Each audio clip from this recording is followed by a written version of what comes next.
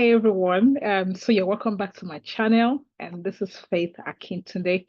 I talk about career and money, and every good stuff that any professional would like to learn. Today I will be talking to you about what you can do as a new hire, um, to have a great start. So I'll call it your starter kit as a new hire. You've been hired, whatever level you're at, you're an executive, you're a leader, or an individual contributor. What should you do? What are your power starters? All right. What can you start with? Great. Number one, congratulations. Congratulations, you got this job. I'm happy you got this role. You wanted it, you applied for it, and you earned it. Right. So, congratulations. Now, the first thing I would say in that same spirit, in that same light, is number one, love yourself. Love. So number one is love. You gotta be confident that you're good enough. You're good enough. That's why you were hired for this role. You competed and you got the job. All right. So one, love yourself. Number two, listen. Listen. Listen. Listen in meetings. When you enter into a meeting, you're new, it's your day one, day two, day three, day four. You're a new hire. Listen when you're in meetings. Take notes. A lot of things will not make sense in your first couple of days or weeks, or sometimes even months, maybe not so many months. I expect that you would have gotten used to certain things in months. But a lot of things will be strange. A lot of things will be confusing. You wouldn't even understand it, but take notes so that you can go back to that. But do a lot of listening. Number two is listen. Listen in meetings, listen in your conversations. When you're in a conversation, just listen. While you're listening, take note. There's a lot that would happen, or there's a lot that will be discussed in meetings. You don't have to understand it. And don't be under so much pressure to understand everything. It could be embarrassing to you that, hey, I'm in a meeting, I'm already used to talking in meetings, but this time around, just listen. There's a lot that you would save yourself of.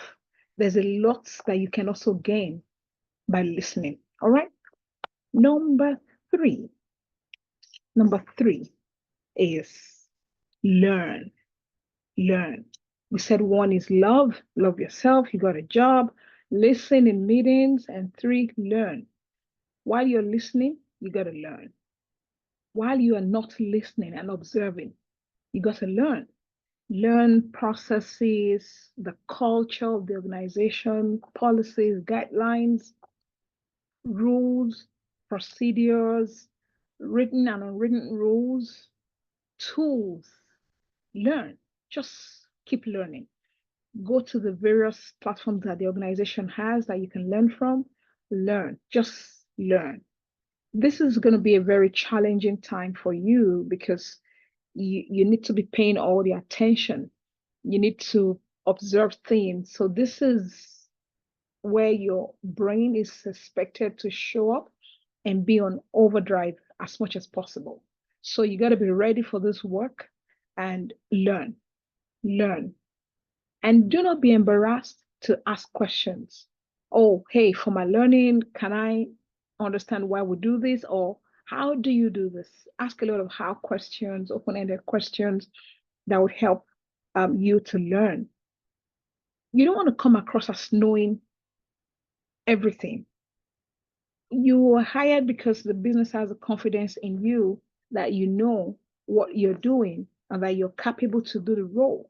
So don't be embarrassed to ask questions. Asking questions does not mean that you're not knowledgeable or that you're not experienced. It simply means that you want to learn the how of getting things done in the organization. You want to learn the culture, what good looks like, right? So learn.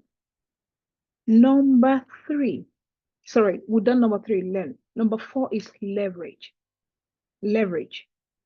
Leverage relationships, leverage stakeholders, I expect that in your first week or two, you should schedule one-to-one, schedule check-ins with people I call stakeholders, leaders, or influencers, people that I call power brokers, or people that influence the leaders, or people that influence decisions. You want to leverage those people. Now, before you leverage, you got to get to know them, right? So schedule meetings to get to know. And when you schedule those meetings, it's not just about work. Let them know you and get to know them. And then you can ask questions around, hey, what are the struggles? Or what are the opportunities? What are the things we can do differently? Or as a person, how can I contribute? Or as a person, how can I help you? Right. Leverage this relationship. These are people that will give you insight into what will help you to deliver the expectations in the role. So leverage relationships, leverage people, leverage leadership, leverage as much as you can so you can have a great start. All right. Number 5, launch. Launch. As much as you're expected to learn in your first 90 days, like we usually would say, or first 90 days, this first 90 days in your new role, fantastic. But what you're getting into, learning about the organization, doing all of that, leveraging, you want to launch. But there's no rule of thumb for when you launch, but I do not expect that on your day 1, day 2, you're already launching. Oh, I have this idea. Oh, you want to learn and understand what's going to work. Now that you have learned, let's say a couple of weeks, you've gotten situated into the role. Again, it depends on the type of role you're hired into, but launch. Do not wait for too long before you start getting things done. You were hired to get things done, but then don't launch in error.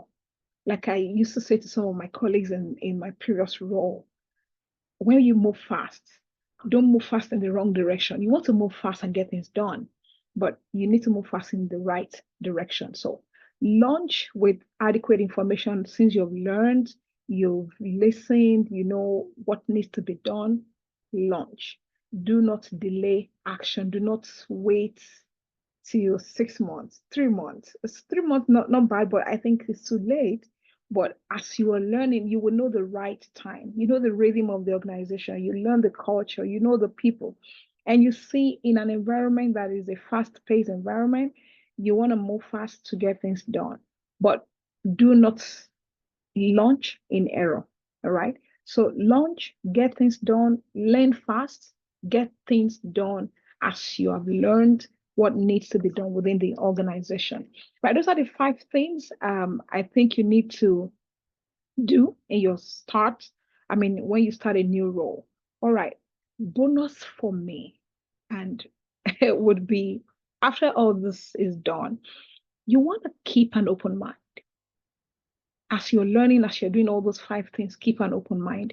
As a new hire, depending on the kind of role you've been hired into, there are stereotypes, there are mindsets that people have.